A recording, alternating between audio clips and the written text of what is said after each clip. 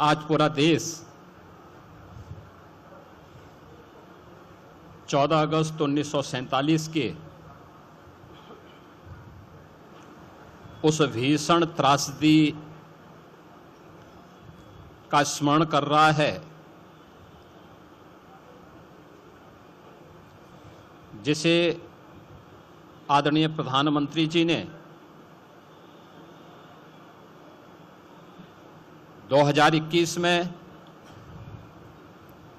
विभाजन विभीषिका स्मृति दिवस के रूप में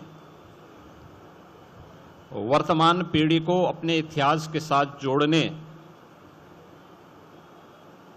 के उद्देश्य से प्रारंभ किया था। हम सब जानते हैं कि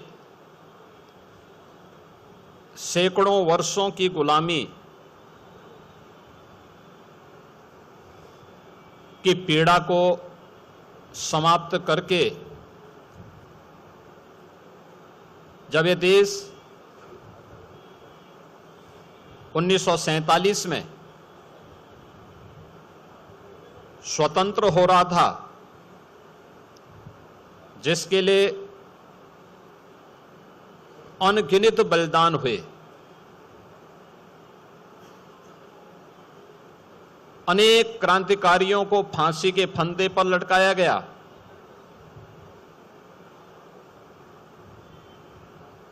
देश के स्वतंत्रता संग्राम सेनानियों को अमानवीय यातनाएं दी गई,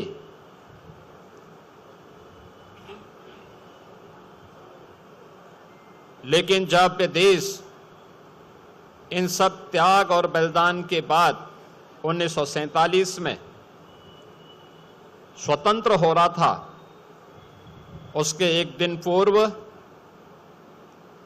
अपनी सत्ता लिप्सा और तुष्टीकरण की पराकाष्ठा को पूरा करते हुए कांग्रेस नेतृत्व ने देश का दुर्भाग्यपूर्ण विभाजन भी करवाया था, जो एक सनातन भारत था, पौराणिक भारत था। उस भारत को, उसी की दो भुजाओं को काट करके पाकिस्तान जैसे दानों के रूप में भारत को सदैव पीड़ित करने के लिए, डसने के लिए एक दुश्मन को उसके साथ उसी के हिस्से को काट करके बना दिया गया। यह आश्चर्यजनक है कि 15 अगस्त 1947 के एक दिन पूर्व जब पाकिस्तान का निर्माण हो रहा था, तो पाकिस्तान बनने के पूर्व कांग्रेस की तुष्टीकरण की नीति के कारण जो दंगे भारत में हुए थे, अखंड भारत में हुए थे, वह दुनिया के इतिहास के अत्याचारों की एक पराकाष्ठा को प्रस्तुत करता है।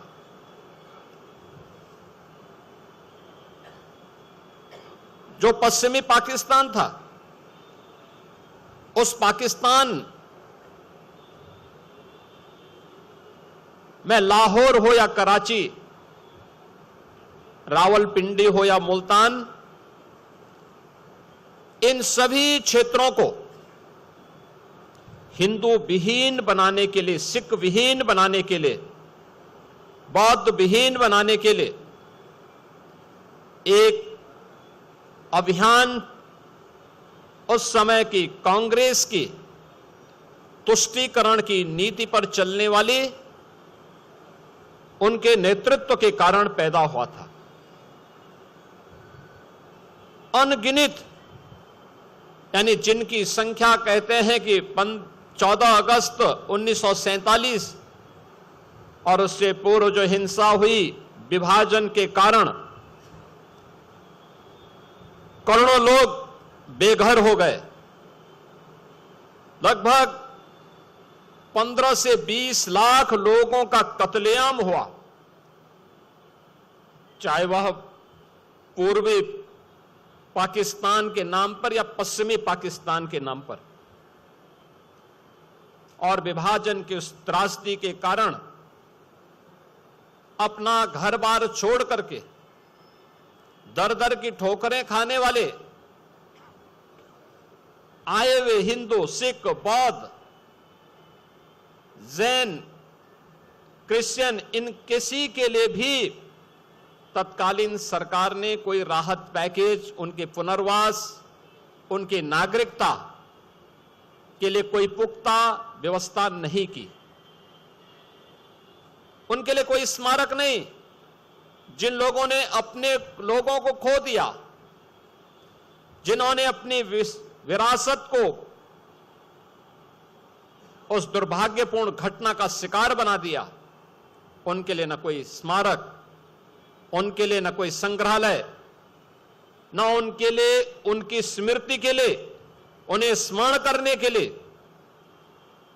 तत्कालीन सत्ता प्राप्त करने वाली कांग्रेस ने कोई भी व्यवस्था नहीं दी।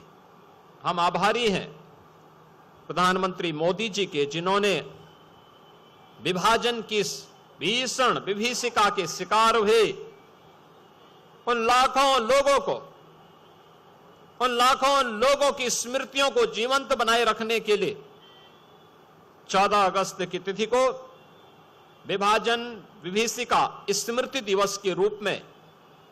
आयोजित करने का निर्णय लिया।